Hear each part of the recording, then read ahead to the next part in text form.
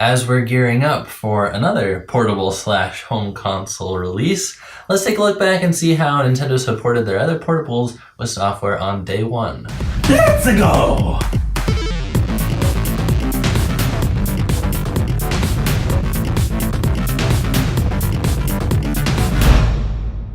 The first Nintendo handheld was the Game Boy. Yes. I wasn't quite around for that, but I'm sure it was very exciting. I wasn't either. I was more Game Boy Color days. Yes. But it has a weird kind of launch sequence. Yeah, lineup. Yes. And a lot of these are NES ports. So what are these? Right. Alleyway, which is from Nintendo Intelligent Systems. And that was a Breakout clone. You know, where you bounce the ball around. And there's a guy in the box art that looks a lot like Mario on that one. So I think they were trying to sneak some sales in that way. Sure. And then, like you said, NES port with baseball, and that just had different music, which is a code word for worse. Yes, worse music, because they couldn't actually port over. Yep. Super Mario Land, very interesting. If you have not played the Game Boy Mario games, yep. And then you got the airplane, the submarine flying. Yes, exactly. Yakuman, which was from, again, Nintendo and Intelligent Systems, that was Japan only, so... it was a mahjong type game. Okay. And the guy on that cover lives on in Super Smash Bros. Brawl as a sticker. Can you believe the lengths to which Sakurai digs? It is never too late to be featured in a Smash Bros. Game. No, sir. Tennis, which was an NES port, later ported to e-reader. But here's the one. Okay, Tetris. Yes, okay. That's all you really need.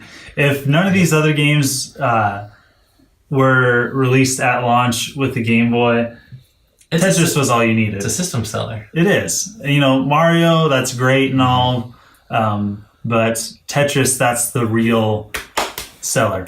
I was playing Tetris on my phone on my lunch break at work the other day because I don't have my Switch yet.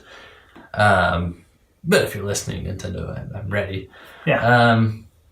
And someone saw me playing Tetris, and he told me, he was like, hey, that's cool, I used to play Tetris. He said, I played Tetris when I was deployed, and I played it in an airplane for 25 hours straight. Holy cow. And he's like, I probably got the world record or whatever. And then he goes, I unzipped the person in front of his backpack, stuck the Game Boy in there, and zipped it back up. Never had to see it again. So that is a wonderful gift. That's a beautiful gift. So moving on after the Game Boy, like I said, we had the Game Boy Color. Dragon Warrior Monsters. Not sure if this was a second party developer at the time. I'm pretty sure it's either second or third party, but still available at launch. Mm-hmm. If you're a third party available at launch, you got it going. Yes. Tetris DX, once again, having Tetris at launch, never a bad idea. Why did they stop doing that, I wonder? Well, they got into some legal problems, didn't they? Yeah, I think so. Before too long, they did. Yeah. Mr. Pajitnov is a very, very smart man, so I'm sure he's got some money. Yeah, he knows how to pack his trunk, I'll tell you what. Oh, I bet you he does. Wario Land 2, once again available at launch, and Game & Watch Gallery 2. A very interesting lineup there. A mix of, actually it's just basically stuff that worked on the original Game Boy and maybe Virtual Boy. They snuck on with this. Is this a bad time to talk to you about a video idea, Simeon? No, okay. Talk to me. You know our in real life videos? What if it was like Tetris in real life and we have a bunch of suitcases and pieces of luggage that we're just trying to stack and they keep falling over and people are walking by and stuff. And then once we complete a stack, we just kick it over. People walking by. Yeah, that's it. Game Boy Advance. There are actually too many of these launch games to mention. I could not believe how long the list was. The highlights include Super Mario Advance, which was a remake of Super Mario Bros. 2, that weird game, with bigger graphics, large sprites, apparently, for the smaller screen. Makes total sense. digital voice acting, Simeon. Oh, yes. And better music. It's nice they're actually able to do music upgrades now that they are on the advanced portable. They're better. And Roberto as a boss instead of Mouser in like World 3 or something. That's really, really interesting. Do you know why that was? No, Simeon. Like, did they lose the copyright to a mouse with sunglasses and bombs? Who knows? Apparently that got taken up. And then they also had... Oh, F-Zero Maximum Velocity, which was a game that people really hearted. We haven't seen F-Zero since GameCube days. It's been a long time. No, but at least Captain Falcon's still punching and kicking. Yes, he is. Yes, he is. Or I should say, kicking. Yeah. Then came the DS, and that was something that blew people's faces off. I remember I had a friend who's... John Grundy. Yes. His family, whenever they got a console, especially it was a handheld console, every kid got one. Oh. So I don't know if they all saved up and they got it or their parents got it for them. I can't remember. DS was like worked. The best console to have multiple of. Yes. People to play with. I remember, I think it was the weekend that it came out. Mm-hmm. I was at his house and his brothers and their friends were like in the basement 24/7 playing Mario, and that was the big seller. Super Mario 64. Yeah. Metroid Prime Hunter's First Hunt, the demo came with the system. Absolutely genius. The only part of Prime Hunters that actually had a Metroid in it, I believe.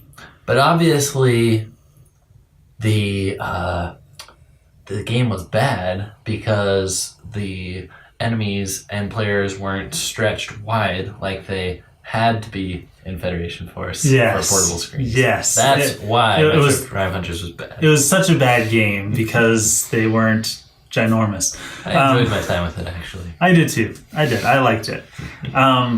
Mr. Driller Drill Spirits. I remember this game being a thing. I don't remember ever playing it or seeing it, but I remember it being a thing. Popular, as well as like Drill Dozer is another portable game that I need to go back and play. That's what I hear. Well, there you go.